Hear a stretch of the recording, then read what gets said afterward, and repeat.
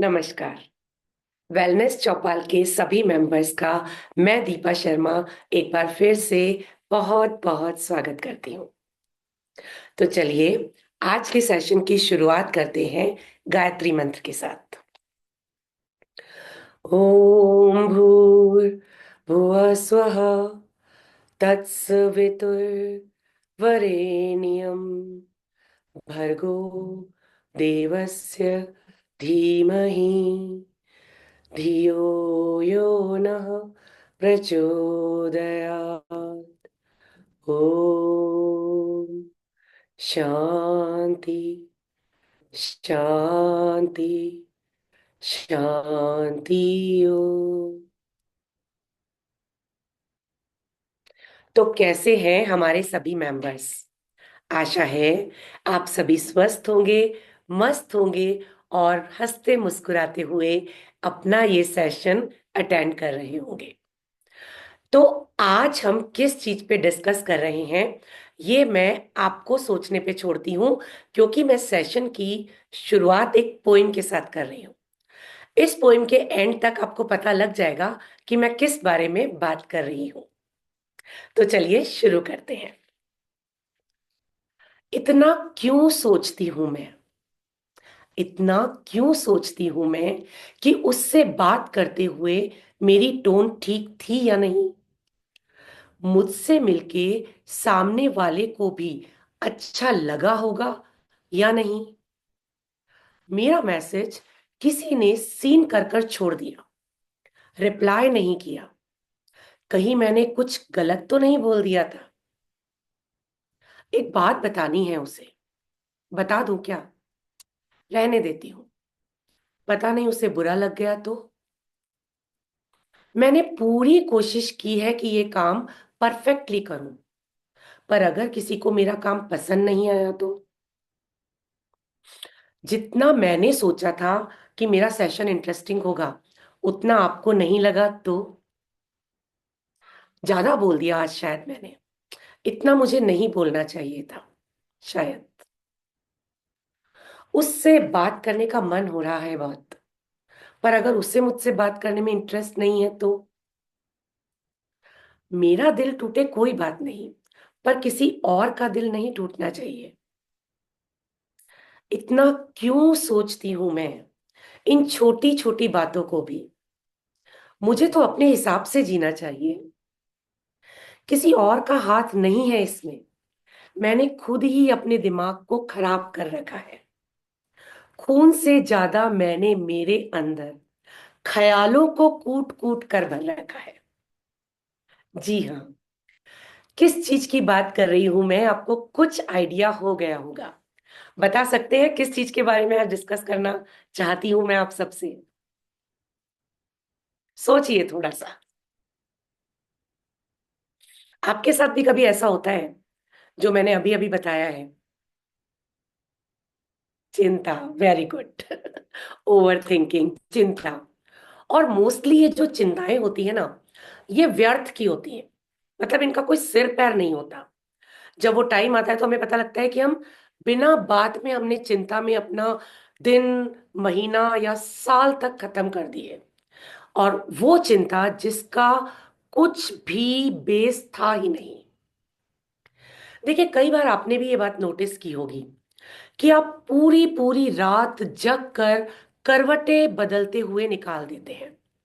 किसी भी बात का बस एक ख्याल मन में आया और उसको आगे से आगे, आगे से आगे, पता नहीं कहां पे ले जाते हैं, जबकि उसका जो वास्तविक जीवन होता है उससे कोई लेना देना नहीं होता है। नोटिस किया है ये आपने? कभी कभी रातों की नींद उड़ी है, वो भी बिना किसी बात की चिंता के। होता है, हम सभी के साथ कभी ना कभी ऐसा होता है। But once in a while ये हो गया, लाइक कोई साल में एक या दो बार, then it is okay. But अगर किसी के साथ ये डेली बेसिस पे होने लगे, then it is the matter of concern. और फिर इसको कहते हैं ओवर थिंकिंग, जो कि आपको मेंटली स्ट्रेस कर सकती है। कभी कभी क्या होता है, आपके पास एक छोटी सा मैसेज या कोई सूचना आती है और आप उस मैसेज का इतना विश्लेषण कर लेते हैं, अपने आप में उसके पता नहीं कितने मीनिंग्स निकाल लेते हैं, जबकि वो एक सिंपल सा मैसेज होता है जिसको किसी भी तरह के विश्लेषण की कोई आवश्यकता नहीं होती। वो सिर्फ एक सूचना होती है जो आपको दी जानी है, लेकिन आपने उसके बारे में सोच लिया है कि पता नहीं ये मुझे क्या कहना चाह रहा है या चाह रही है। तो देखिए, ऐसा है कि ये ओवर थिंकिंग जो होती है ना, ये आखिर है क्या? कब हम इसको कहते हैं कि ये ओवर थिंकिंग है? तो देखिए, जब आप किसी भी चीज या परिस्थिति के बारे में इतना सोच लेते हैं कि आप अपनी ही सोच के एक लूप में, एक चक्र में उलझ जाते हैं, और जहां से आप शुरू करते हैं घूम फिर के वहीं पे आके अटक जाते हैं, उसका कोई सोल्यूशन नहीं निकलता है, और आपके अंदर एंजाइटी आ जाती है। इसको कहते हैं पैरालिसिस बाय एनालिसिस। अब ये पैरालिसिस बाय एनालिसिस क्या है? तो देखिए, किसी भी चीज का इतना एनालाइज करना, किसी भी चीज को, कि हमारी सोच को ही लकवा मार जाए, that is called paralysis of analysis. देखिए, चीजें हमारे सामने आती हैं, मैसेजेस हमको कोई देता है, कॉम्प्लीमेंट हमको कोई देता है, कोई हमें अपनी बात भी कहता है, लेकिन ये हमारे लिए जरूरी नहीं है कि हर बात को हम इतना विश्लेषित कर लें, इतना उसका विश्लेषण कर लें, उसका इतना एनालिसिस कर लें कि हम उस बात की सिंप्लिसिटी को ही भूल जाए। तो ये है ओवर थिंकिंग। अब तीसरी चीज हमारे सामने आती है कि ये ओवर थिंकिंग आखिर हम करते क्यों हैं? देखिए, बाकी भी तो सारे, इतने सारे एनिमल्स हैं, कुत्ता है, बिल्ली है, गाय है, ये सब तो इतनी ओवर थिंकिंग नहीं करते। फिर मनुष्य ही इतना ओवर थिंक क्यों करता है? देखिए, इसका भी एक रीजन है। अब रीजन क्या है कि जब इवोल्यूशन हुआ था, हमारा उद्विकास हुआ था, जब देखिए, आप सभी को पता है कि हम जैसे आज हैं वैसे कई साल पहले नहीं थे। हमारा इवोल्यूशन हुआ है, डार्विन की इवोल्यूशन थ्योरी सभी ने पढ़ी हुई है, थ्योरी ऑफ नेचुरल सिलेक्शन सभी ने पढ़ी है। तो नेचर अपने आप को हमें सेलेक्ट करती है। कुछ जो कैरेक्टरिस्टिक्स हमारे लिए जरूरी होते हैं वो हमारे अंदर डेवलप होते जाते हैं, और जो कैरेक्टरिस्टिक हमारे लिए जरूरी नहीं होते हैं वो धीरे धीरे धीरे धीरे कमजोर होते जाते हैं और अंत में लुप्त हो जाते हैं। तो इस इवोल्यूशन के क्रम में मनुष्य के दिमाग का विकास हुआ। तो दिमाग जो है वो विकसित होता रहा, लेकिन साथ ही कुछ चीजों का ह्रास भी हुआ।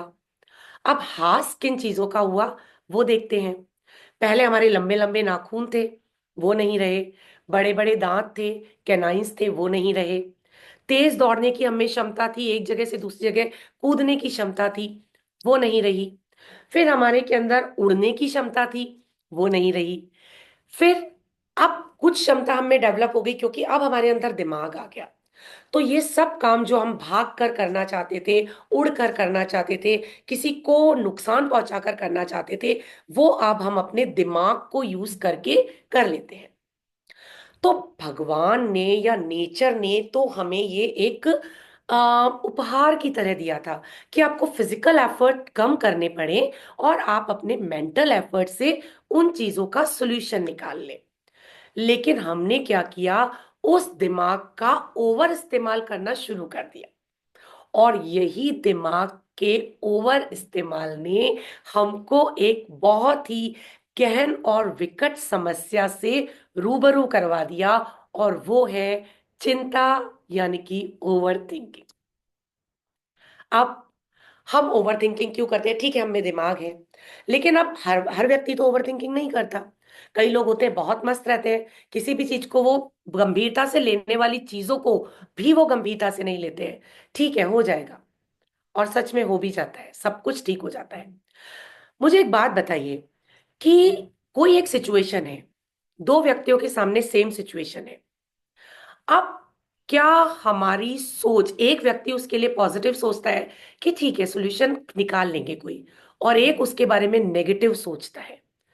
अब एक कहानी के माध्यम से थोड़ा समझाने की कोशिश करती हूँ। एक बार दो फकीर थे, वो गांव के बाहर एक कुटिया बना के रहते थे, दोनों एक ही कुटिया में रहते थे।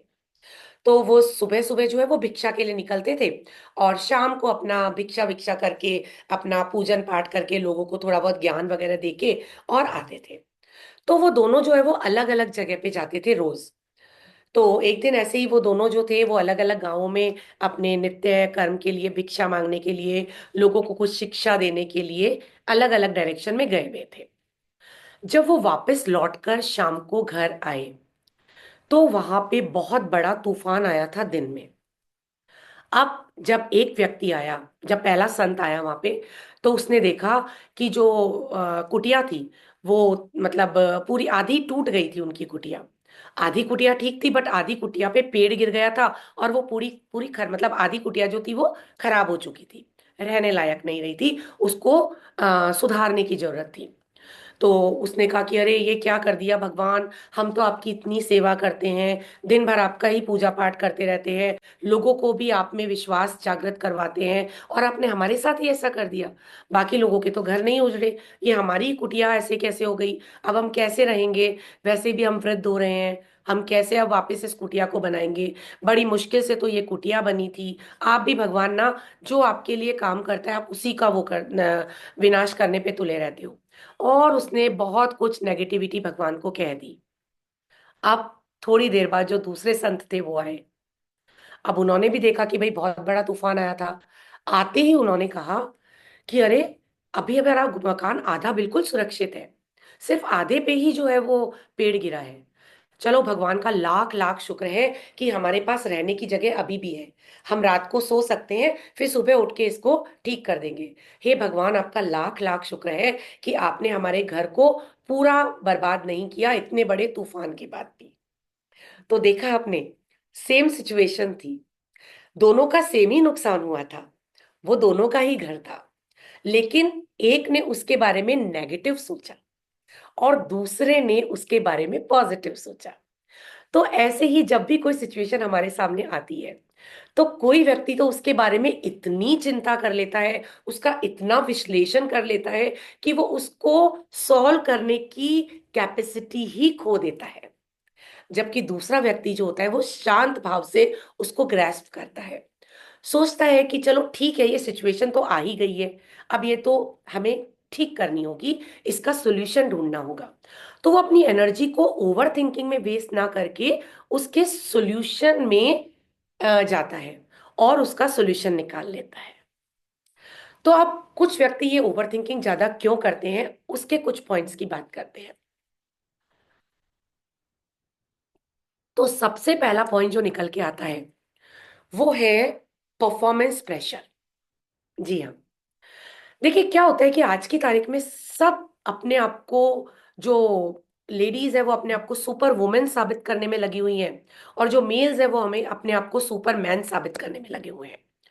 और वो ये चाहते हैं कि मैं जो भी काम करूं वो परफेक्ट हो, उसमें कहीं कोई इफ एंड बट ना हो, कोई उसमें कोई कमी ही ना निकाल सके। तो देखिए, ऐसा है, आप पे काम भी करेंगे, लेकिन कमी निकालने वाले उस परफेक्ट काम में भी कमियां निकाल ही लेंगे, और आपको अप्रिशिएट करने वाले आपके काम में इम्परफेक्शन होते हुए भी आपको अप्रिशिएट कर देंगे। तो कभी भी अपने आप को सुपरमैन या सुपर वुमेन साबित करने की दौड़ में शामिल ना हो। ये आपको सिर्फ और सिर्फ एंजाइटी और प्रेशर के अलावा कुछ नहीं देगा। इसके चक्कर में आप क्या करेंगे कि दिन भर सोचते रहेंगे। अब एक सिंपल सा एग्जांपल मैं देती हूँ। जब मैंने काम करना शुरू किया था, बच्चे छोटे थे, तो कई बार क्या होता था कि काम के प्रेशर में, क्योंकि बच्चे छोटे थे, उनको पढ़ाना भी होता था, घर के काम भी होते थे, नौकरी भी थी, उस पे भी जाना होता था। तो कभी कभी मैं, क्या होता था, डायरी नोट पढ़ना भूल जाती थी बच्चों को। और कई बार छोटे छोटे बच्चों के ना कुछ डेज होते हैं, एप्पल डे, पपाया डे, या कोई फैंसी ड्रेस कंपटीशन हुआ, तो कभी मैं भूल भी जाती थी कि आज एप्पल डे था और मैंने अपनी बच्चे के एक टिफिन में एप्पल नहीं रखा। और फिर मैं दिन भर उसके बारे में सोचती रहती थी, अरे एप्पल नहीं रखा। तो मेरी एक कलीग थी, वो थोड़ी एजेड थी। तो एक बार ऐसे ही मैं ना इंटरवल में बैठी थी और बहुत परेशान थी, तो उन्होंने कहा क्या हुआ? तो मैंने कहा मैं ना, आज एप्पल डे था और मैंने उसकी डायरी नोट नहीं देखा, और मैंने मॉर्निंग में वो आते हुए देखा और उस वक्त घर में एप्पल नहीं था। तो उसने कहा अगर तुम इतनी छोटी छोटी बातों को सोचती रहोगी क्या हो जाएगा अगर एक दिन एप्पल नहीं होगा, क्या उसे पता नहीं है कि एप्पल क्या होता है? ठीक है। तो ऐसे छोटी, और ऐसा नहीं है कि तुम हो इसीलिए तुम भूली हो, कई बार जो घर में रहते हैं वो भी इस चीज को भूल सकते हैं। तो सिचुएशन ये होती है कि हम लोग ये सोच लेते हैं क्योंकि हम यहाँ पे हैं तो हम ओवर थिंक कर लेते हैं कि हमने ही ऐसा किया होगा, भले ही उस क्लास के 10 लोगों की मम्मियां जो है वो एप्पल रखना भूल गई होंगी। तो ठीक है, ऐसा हो जाता है कभी कभी, ऐसा हमेशा तो नहीं होता ना। एक बार है तो अब हम आगे ध्यान रखेंगे। तो ओवर परफॉर्मेंस के चक्कर में या परफॉर्मेंस प्रेशर जो है वो सबसे बड़ा प्रॉब्लम है ओवर थिंकिंग का। आजकल जितने भी आपकी एमएनसीज वगैरह हैं या जितने भी आपके बैंक जॉब्स हैं, आप देखते होंगे सारा दिन कस्टमर केयर पे आपको फोन करते रहते हैं। क्या उनको मजा आता है इस काम में? जी नहीं। आप भी कई बार चिढ़ के फोन रख देते हैं, कई बार उसको स्पैम कॉल्स में डाल देते हैं। उनका काम है, उनके ऊपर परफॉर्मेंस प्रेशर होता है, उनके पास हर महीने के टारगेट्स होते हैं जो कि उनको सारा टाइम चिंता करने पे मजबूर करते रहते हैं। तो चलिए, उनके लिए तो नौकरी का सवाल है, लेकिन कई बार हम बिना कारण भी अपने आप को परफेक्ट साबित करने के लिए ये जो परफेक्शनिज्म होता है ये हमें ओवर थिंकिंग में डाल देता है, जिसको हम इजीली ओवरकम कर सकते हैं। दूसरी चीज है कि कई बार हमारे पास्ट अनुभव ऐसे होते हैं कि हमने कोई चीज, मान लीजिए कि मैंने एक सिंपल सा एग्जांपल देती हूँ कि मैंने ड्राइविंग सीखी। अब मैं पहली बार ड्राइव गाड़ी लेके निकली। अब रिवर्स लेना मुझे नहीं आता था, मतलब आता, उसने सिखाया था मुझे बट मैं बहुत परफेक्ट नहीं थी। रिवर्स लेते हुए मेरी गाड़ी थोड़ा सा भिड़ गई कहीं पे। अब नेक्स्ट टाइम जब मैं गाड़ी चलाऊंगी तो मेरे दिमाग में ये होगा कि नहीं, अगर मैं गाड़ी निकालूंगी तो मेरी कहीं ना कहीं टक्कर होगी ही होगी, या मैं गाड़ी को बैक लेते हुए हमेशा ही डरूंगी। ये है ओवर थिंकिंग। अगर पुराने अनुभव में मेरे साथ एक बार ऐसा हो गया तो ऐसा जरूरी है क्या हर बार ऐसा ही होगा? जी नहीं, बिल्कुल जरूरी नहीं है। जब हम किसी काम को शुरू करते हैं तो कई बार उस काम में हमको थोड़ा बहुत प्रॉब्लम आता है, बट आपने देखा है ना, करत करत अभ्यास के जड़मत होत सुजान। तो आप जब अभ्यास करते हैं, एक बार चलाएंगे, 2 बार चलाएंगे, 3 बार चलाएंगे, अपने आप उसमें परफेक्ट हो जाएंगे। कई बार लेडीज का मजाक उड़ाया जाता है कि वो ड्राइविंग अच्छी नहीं करती। आपने भी कई बार नोटिस किया होगा, जब जा रहे होते हैं तो देखते हैं अरे लेडी ड्राइविंग कर रही है, ध्यान से चलना। तो ऐसा होता क्यों है, कभी आपने सोचा इस बारे में? देखिए, होता यह है कि मोस्टली लेडीज जो है वो ओकेजनली ड्राइविंग करती है। वो महीने में 4 या 5 बार निकलती हैं, जबकि मेल्स रोज घर से बाहर निकलते हैं।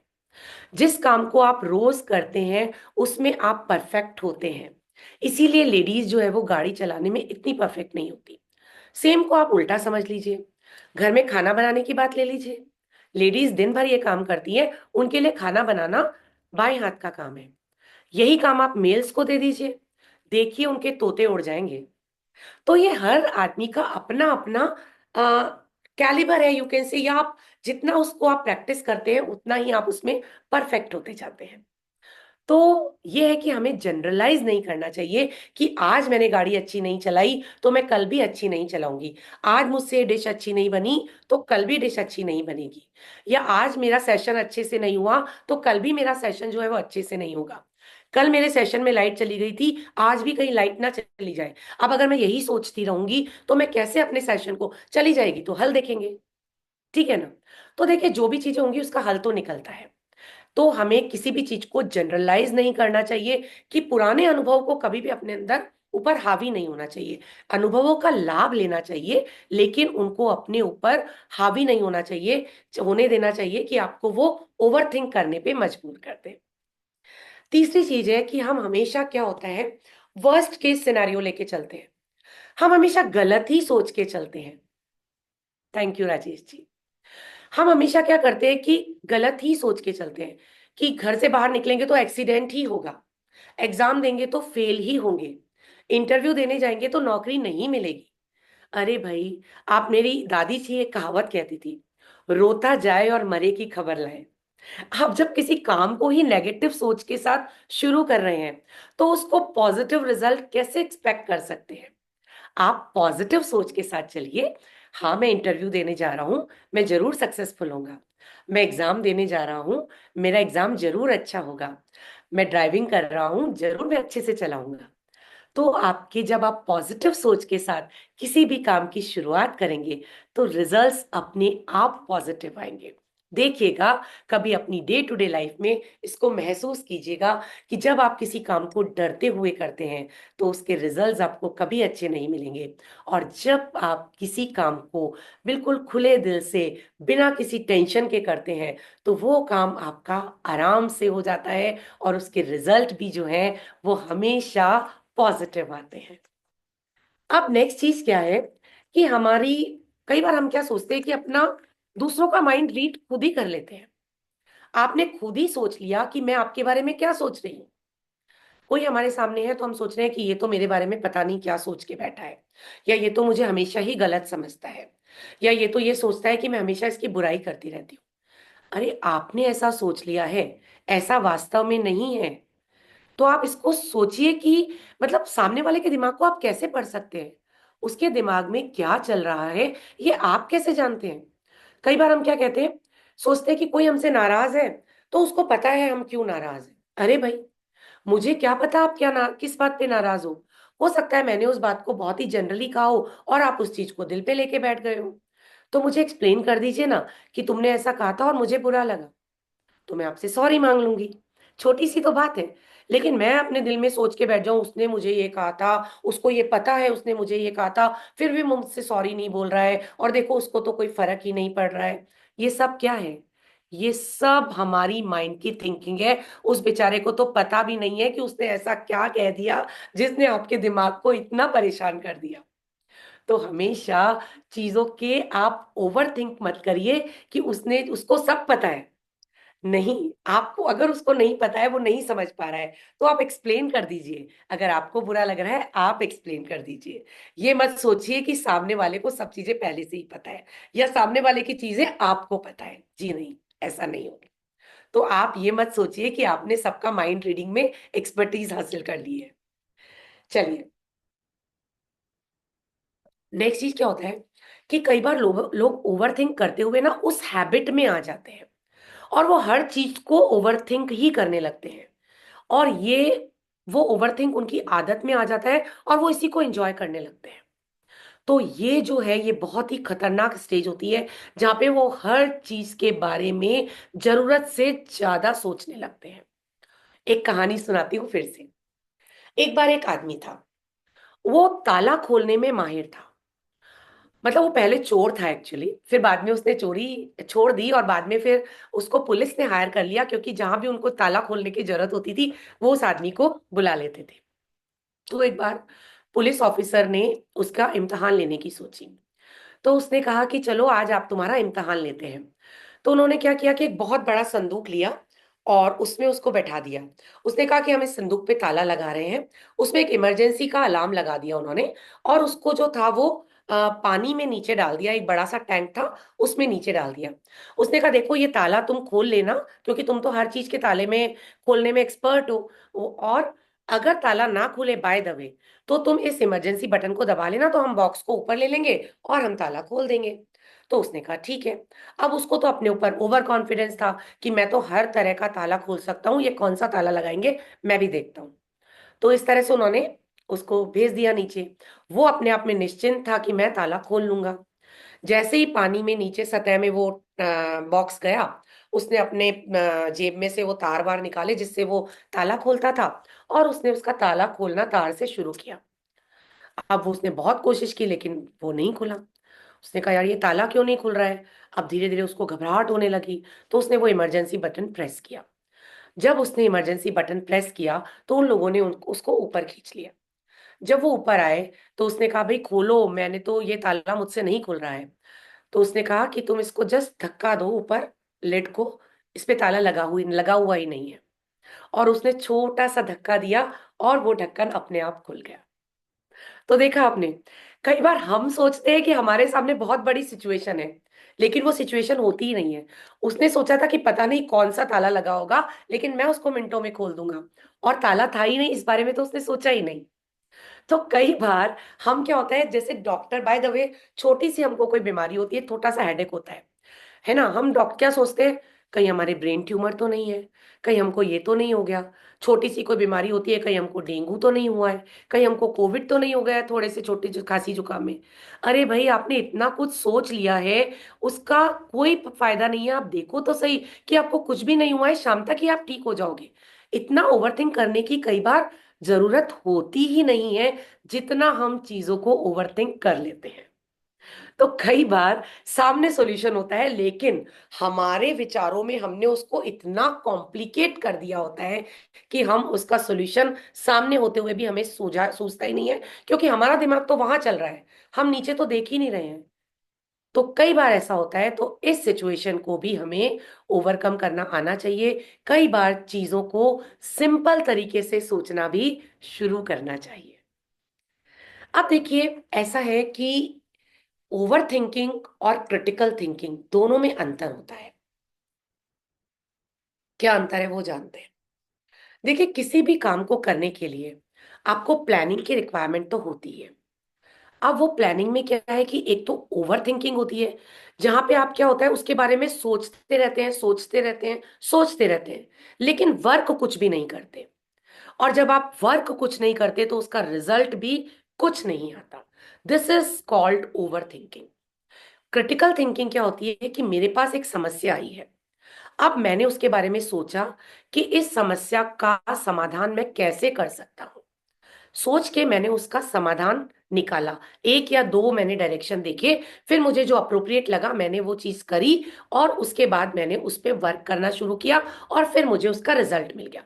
This is known as critical thinking, जो जनरली लोग करते हैं जब भी हमारे पास कोई प्रॉब्लम आती है। ठीक है। अब क्या होता है ना कि कई बार थोड़े से टाइम पीरियड के लिए ओवर थिंक करना इज ओके। मान लीजिए मुझे कोई बुक खरीदनी है, अब मेरे को कौन सी बुक खरीदनी है, मैं उसके बारे में सोचूंगी। तो ठीक है, मैंने अगर 2-1 घंटा एक बार सोच लिया, मैंने थोड़ा एनालाइज कर लिया कि भाई कौन सी बुक अच्छी है, और 1 घंटे बाद मैंने वो बुक ऑर्डर कर दी, इट्स ओके। अब मैं उसके बारे में 1 दिन सोच रही हूँ, 2 दिन सोच रही हूँ, 7 दिन निकाल दिए, लेकिन मैं अभी तक एक बुक ऑर्डर नहीं कर पाई। This is known as over thinking. करना क्या है, एक बुक ही तो ऑर्डर करनी है।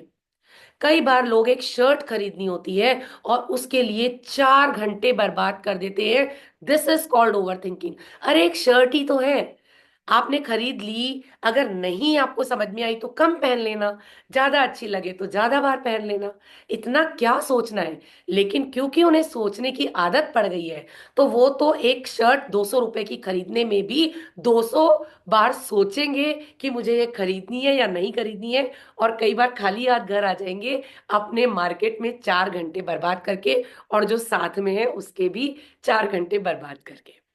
तो इसको कहते हैं over thinking without any reason. आधा घंटा 1 घंटा इज ओके, बट जरूरत से ज्यादा टाइम हम जब किसी चीज को सोचने में निकाल देते हैं जिसमें कि इतने टाइम की जरूरत नहीं होती, तो वो कहलाता है ओवर थिंकिंग, और वो आपको कभी भी अच्छे रिजल्ट नहीं देगा।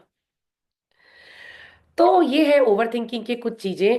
अब हम किस तरह से ओवर थिंकिंग हमारी हेल्थ पे किस तरह से अफेक्ट डालती है, क्या होता है ओवर थिंकिंग से, तो इसके बारे में फिर से एक कहानी शेयर करती हूँ। एक बार एक युवा होता है, युवक होता है, और वो युवक क्या होता है कि हर चीज के बारे में ओवर थिंक करता है। पास्ट में क्या हो गया वो उसके बारे में भी सोचता रहता है, अभी मुझे क्या करना है वो उसके बारे में भी सोचता रहता है, मेरे फ्यूचर में क्या होगा वो उसके बारे में भी सोचता रहता है। अब इतनी ओवर थिंकिंग से वो खुद भी परेशान होता है, और वो अपने दोस्तों को, घर वालों को भी परेशान करता रहता है। तो एक बार क्या होता है कि उसके गांव में एक संत आते हैं। तो जो उसके घर वाले होते हैं वो बोलते हैं कि है ना, जरूर इन संत के पास तो इसका उपाय होगा, क्योंकि ये तो जरूरत से ज्यादा सारा टाइम सोचता ही रहता है, करता तो कुछ ये है ही नहीं। सारा दिन बैठा बैठा बस ओवर थिंक करता रहता है, और दूसरों को भी नेगेटिविटी से भरता रहता है। तो वो उसको लेके उस संत के पास जाते हैं। तो संत कहते हैं ठीक है, इसको आप मेरे पास छोड़ दो, आप लोग जाओ। तो वो संत के पास बैठ जाता है। तो संत क्या कहते हैं, उससे कहते हैं कि जाओ वहां पे कॉर्नर पे गिलास पड़ा है वो लेके आओ। तो गिलास लेके आता है। तो वो उस गिलास में पानी भर देते हैं। तो बोलते हैं कि अच्छा बताओ इस गिलास में कितना पानी है। तो बोलता है कि करीब 200 ml पानी होगा। तो बोलता है इसका वेट कितना होगा। बोलता है कि करीब कुल मिला के 300-400 ग्राम टोटल वेट होगा इसका, उससे भी कम ही होगा, 300 ग्राम के करीब टोटल, 200 + 100 ग्राम का आपका ग्लास होगा। तो उसने कहा ठीक है। तो बोलता है इसको पकड़ने में क्या ये हैवी लगेगा तुम्हें? बोलता है नहीं, ये क्या हैवी लगेगा, 300 ग्राम का है, तो ये तो कोई हैवी नहीं लगना चाहिए। बोलता है ठीक है, तो तुम इसको पकड़ो। तो पकड़ लेता है। तो फिर बोलता है अच्छा रख दो, 2 मिनट में पकड़ता है, कुछ नहीं होता। बोलता है अब इसको तुम फिर से पकड़ो। फिर वो पकड़े रहता है। 5 मिनट हो जाते हैं, 10 मिनट हो जाते हैं। बोलते हैं क्या हुआ, तुम्हें कोई प्रॉब्लम तो नहीं हो रही? बोलता है हाँ, दर्द तो हो रहा है मेरे हाथ में। बोलता है क्यों, आपने तो कहा था ये बहुत हल्का ग्लास है, फिर आपके हाथ में दर्द क्यों हो रहा है? बोलता है क्योंकि मैंने इतने टाइम से इसको पकड़ा हुआ है, तो मेरे मसल्स जो है वो स्ट्रेन हो रहे हैं। बोलते हैं अच्छा, अगर मैं तुमको दिन भर के लिए ग्लास पकड़ने को कह दूं तो क्या होगा?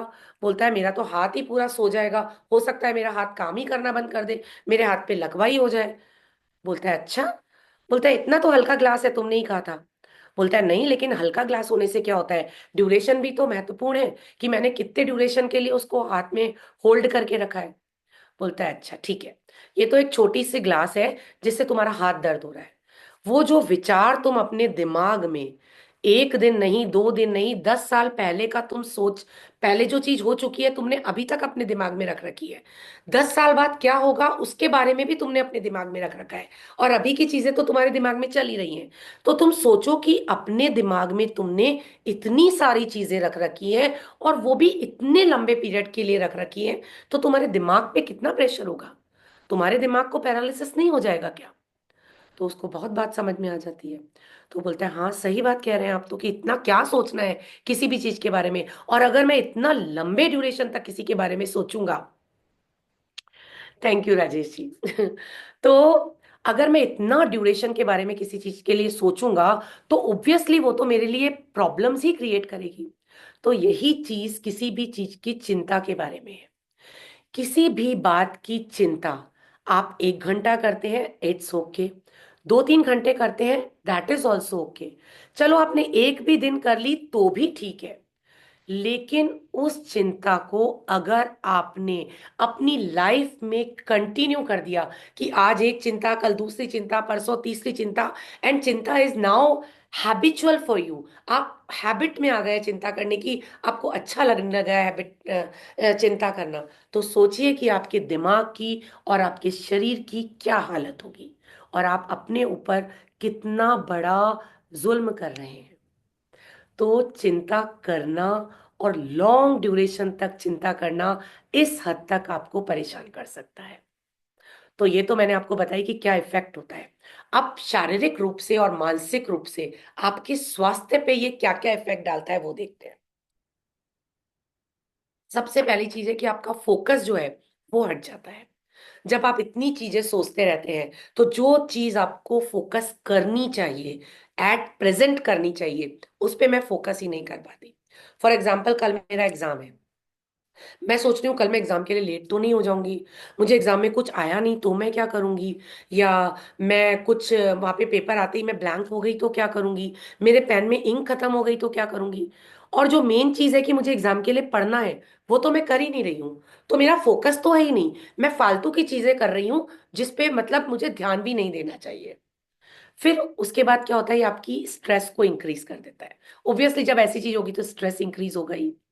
तीसरी चीज ये क्या करता है, कि आपको डिसीजन मेकिंग आपके लिए बहुत डिफिकल्ट हो जाता है, क्योंकि आप किसी चीज को निष्कर्ष पे पहुंचते ही नहीं हैं, आप तो सिर्फ सोचते ही जा रहे हैं, आप उसका कोई रिजल्ट तो निकाल ही नहीं रहे। तो आपका डिसीजन मेकिंग जो है वो बिल्कुल जीरो हो जाता है। देन स्लीप प्रॉब्लम हो जाती है। जब आप किसी चीज के बारे में इतना सोचेंगे तो ऑब्वियसली नींद तो आएगी नहीं, और जब नींद नहीं आएगी तो 50 और प्रॉब्लम जो है वो आपके लिए आगे प्रस्तुत हो जाएगी। उसके बाद में आपको भूख पे इसका इफेक्ट आता है। आपको भूख या तो बहुत ज्यादा लगने लगती है या बहुत कम होने लगती है। तो या तो आप ओवरवेट हो जाते हैं या आप अंडरवेट हो जाते हैं। फिर आपको डाइजेस्टिव इश्यूज होने लगते हैं, आपको नॉशिएटिंग फीलिंग होने लगती है, आपको डायरिया होने लगता है। एक सिंपल सा एग्जांपल देती हूँ, ये तो मेरे साथ हुआ हुआ है, आपने भी कभी नोटिस किया होगा। जिस भी दिन मेरा एग्जाम होता था, और मैं 2-3 घंटे बच्चे होते थे एग्जाम में और मुझे घर से निकलना होता था, मुझे हर 2 मिनट में टॉयलेट जाने की जरूरत पड़ती थी। मतलब मैं पढ़ाई पे कंसंट्रेट कर ही नहीं पा रही हूँ, मुझे उसका इतना ज्यादा एंग्जाइटी हो जाती थी, कि हालांकि मेरी बहुत अच्छी प्रिपरेशन होती थी, तो ठीक है ये तो मेरा ड्यूरेशन 1-2 घंटे का ही होता था तो चल जाता था। लेकिन आप सोचिए कि अगर ये चीज मेरी 2-3 दिन तक चलती, तो मैं पढ़ाई में क्या ध्यान दे पाती, मैं तो बस टॉयलेट के चक्कर ही लगाती रहती। तो ये चीज मेरे साथ ये हुआ, किसी को प्यास लगती है, किसी को वॉमिटिंग आने लगती है, किसी को चक्कर आने लगते हैं, अलग अलग लोगों के साथ ये अलग अलग होता है, और ये ओवर थिंकिंग का ही नतीजा होता है। तो इस पे आपको लगाम लगाने की बहुत ज्यादा जरूरत होती है।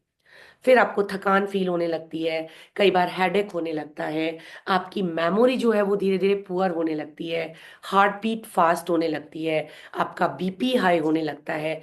तो ये सारी प्रॉब्लम्स जो हैं ओवर थिंकिंग की वजह से आपको फील होने लगती है। अब इसके लिए क्या किया जाए? तो देखिए, सबसे पहली चीज तो आपको ये समझनी होगी कि ओवर थिंकिंग कोई बीमारी नहीं है। ओवर थिंकिंग सिर्फ और सिर्फ एक आदत है जो कि आप सुधार सकते हैं, क्योंकि आदत को हम हमेशा धीरे धीरे अभ्यास से बदल सकते हैं। तो जब भी आप किसी चीज पे ओवरथिंक करना शुरू करें, उसी वक्त अपने माइंड को डाइवर्ट कर लें और किसी और काम को करने लगे, किसी के साथ खेलना शुरू कर दें, या किसी और से बात करने लग जाए, या कोई घर का दूसरा काम करना शुरू कर दें, ताकि आपका दिमाग अपेरेंटली उस प्रॉब्लम से हटके दूसरे प्रॉब्लम में शिफ्ट हो जाए। दूसरी चीज, आप कर सकते हैं मेडिटेशन। मेडिटेशन जो है, ये एक बहुत ही अच्छी चीज है, जिसमें आप क्या करते हैं, अपने ऊपर फोकस करने लगते हैं। तो जब आपका फोकस अपने ऊपर होने लगता है, विजुअलाइजेशन भी एक होता है और एक मेडिटेशन होता है, दोनों में आप क्या होता है, अपने शारीरिक अंगों पे फोकस करते हैं या आप अपने माइंड पे फोकस करते हैं। तो जब आपका फोकस अपने ऊपर हो जाता है, तो आप उस पर्टिकुलर चीज को ओवरथिंक करना बंद कर देते हैं। फिर क्या होता है कि आप इसके बारे में ये सोचिए कि ओवर थिंकिंग करने से हमको मिल क्या रहा है। कबीरदास जी का एक दोहा है, वो दोहा मैं आपको बताती हूँ कि चिंता से चतुराई घटे, चिंता से चतुराई घटे, दुख से घटे शरीर, पाप से लक्ष्मी घटे, कह गए संत कबीर। तो चिंता करने से आपकी चतुराई घटती है। और आप इस चीज को समझ लीजिए कि मेरा जो है दिमाग धीरे धीरे है कम होता जा रहा है, तो अपने आप आपकी चिंता जो है वो कम होती जाएगी, क्योंकि डेफिनेटली दिमाग को तो हम काम करना नहीं चाहते हैं। ठीक है, तो क्रिटिकल थिंकिंग करिए, बट आप ओवर थिंकिंग कभी भी मत करिए। फिर एक और चीज, जब भी आप ओवरथिंक करने लगे, तो हमारे श्री कृष्ण भगवान ने भगवत गीता में एक बहुत ही अच्छा गीता सार, आप सभी सुनते भी होंगे, और नहीं सुनते हैं तो उसको जब भी ओवरथिंक करने लगे तो सुनना शुरू कर दीजिए। मैं आपके लिए थोड़ा सा गीता सार पेश कर रही हूँ। क्यों व्यर्थ चिंता करते हो, क्यों व्यर्थ चिंता करते हो, किससे व्यर्थ डरते हो, कौन तुम्हें मार सकता है। जो हुआ अच्छा हुआ, जो हो रहा है वो अच्छा हो रहा है, जो होगा वो भी अच्छा ही होगा। ना भूतकाल का पछतावा करो, ना भविष्य की चिंता करो। तुम खाली हाथ आए थे और खाली हाथ ही यहां से जाओगे। तुम्हें जो भी मिला इसी संसार ने दिया। अगर कुछ खोता है तो इसी संसार में खोता है। तो अगर हमारे से कोई चीज चली भी जाती है हमारे पास से, तो ज्यादा मत सोचिए, आप ही ने अर्जित की है, आप वापस अर्जित कर लेंगे। अपनी चीजों पे ये है गीता सार। इतना खूबसूरत गीता सार भारतीय संस्कृति ने हमें दे रखा है, श्री कृष्ण ने हमें दे रखा है, पूरी दुनिया जिसको मान रही है, और हम ही उससे भाग रहे हैं। जी नहीं, गीता तो हमारा मेन जिंदगी का मोटो है, और इसे अगर आप डेली अपने दिमाग में रखेंगे, पूरी गीता नहीं तो कम से कम गीता सार दिन में एक बार सुन लिया कीजिए, आपकी ओवर थिंकिंग अपने आप बंद हो जाएगी। आपको अपने जीवन की रियलिटी पता चल जाएगी कि हम यहाँ पे क्यों आए हैं। हम यहाँ पे कुछ लेके नहीं आए थे, कुछ लेके नहीं जाएंगे। ठीक है, तो ये चीजें होती हैं, तो गीता को अपने जीवन में अपनाइए। एक बात ध्यान रखिए, देखिए, जिस भी चीज की हम चिंता करते हैं, 99% चीजें कभी होती ही नहीं है वो जिसकी हम चिंता करते हैं। फॉर एग्जाम्पल, हमें 1 महीने बाद हवाई यात्रा पे जाना है। पहली बार हवाई यात्रा कोई करता है, वो अपने दिमाग में क्या सोचता है, कहीं मेरा प्लेन क्रैश हो गया तो, कहीं मेरी फ्लाइट मिस हो गई तो, है ना। अब 1 महीने पहले से वो चिंता कर रहा है।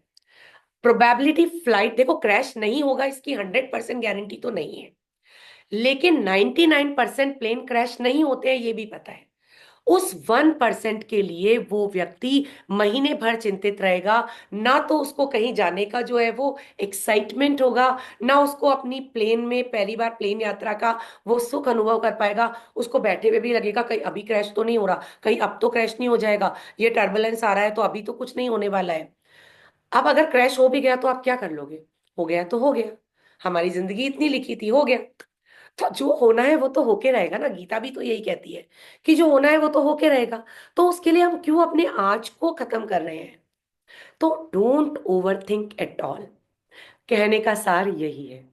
तो चिंता क्रिटिकल वे में कीजिए, उसका रिजल्ट पॉजिटिव आए उसके लिए कीजिए, लेकिन किसी भी चीज को ओवरथिंक मत कीजिए, व्यर्थ में चिंता मत कीजिए। तो इसी के साथ मैं अपने सेशन को विराम देती हूं।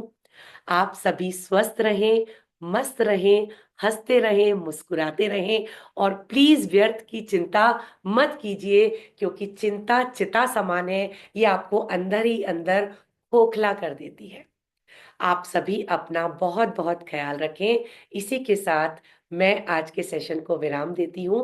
नमस्कार।